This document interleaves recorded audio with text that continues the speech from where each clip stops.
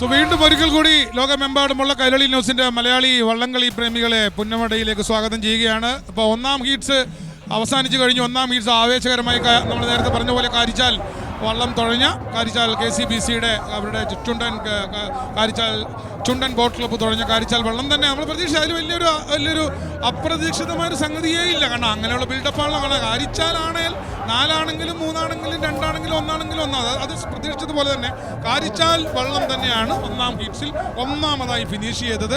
ഒന്നാം ഹീറ്റ്സിൽ അവസാനം എത്തിയ വിഷ്വൽ നമ്മൾ കണ്ടു. അവസാനം എത്തിയത് ആനാരിയാണ്. കൈനഗരി ടൗൺ ബോട്ട് ക്ലബ്ബ് തുഴഞ്ഞ ആനാരിയാണ് അവസാനം. നമ്മൾ ഒന്നാം ഹീറ്റ്സിൽ കാരിച്ചാൽ ഒന്നാമതായി എത്തിയെങ്കിലും ഇൻട്രസ്റ്റിംഗ് പോയിന്റ് എന്ന് പറയുന്നത് ഞാനും സുല്ലും ഒക്കെ കാത്തിരിക്കുന്നത് കാരിച്ചാലിന്റെ സമയം എത്രയാണ്. തീർച്ചയായിട്ടും നമ്മുടെ ലോകമെമ്പാടുള്ള വള്ളംകളി പ്രേമികൾ ഉറ്റുനോക്കുന്നത് കാരിച്ചാൽ സെലക്ഷനായോ എന്നാണ്. ചേട്ടാ, ഇത് ഞങ്ങൾക്കറിയാം. കാരിച്ചാൽ വള്ളപ്പാട് വിട്ടു വന്ന് ഫിനിഷ് ചെയ്യും. അതല്ല വള്ളംകളി പ്രേമികളുടെ ആശങ്ക.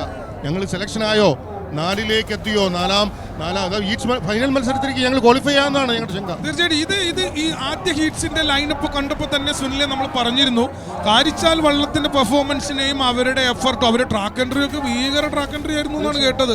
അത് കേട്ടപ്പോൾ തന്നെ അങ്ങ് കിടുങ്ങി ദിഗന്ധങ്ങൾ നടുങ്ങിയ ട്രാക്ക് എൻട്രി ഒക്കെ ആയിരുന്നു. പക്ഷേ ഈ താരതമ്യേന ദുർബലരായ എതിരാളികളോട് ആദ്യത്തെ ഹീറ്റ്സിൽ തന്നെ മത്സരിക്കേണ്ടി വരുമ്പോൾ സംഭവിക്കാൻ സാധ്യതയുള്ള ഒരു ഡിസ്അഡ്വാൻറ്റേജിനെ കൂടി വള്ളംകളി ടെക്നിക്കൽ കാര്യങ്ങൾ സാങ്കേതികമായി അറിയാവുന്ന വിദഗ്ധർക്ക് അറിയാം.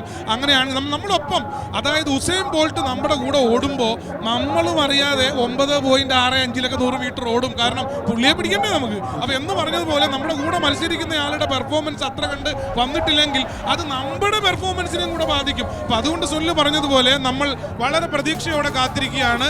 ഈ കാരിച്ചാൽ വള്ളത്തിൻ്റെ സമയം നമുക്കൊന്ന് അറിയണം. കാരണം ഫൈനലിൽ ക്വാളിഫിക്കേഷൻ ഉണ്ടോ, ഫൈനലിൽ സെലക്ഷൻ ഉണ്ടോ എന്നറിയണമെങ്കിൽ we need to know the time.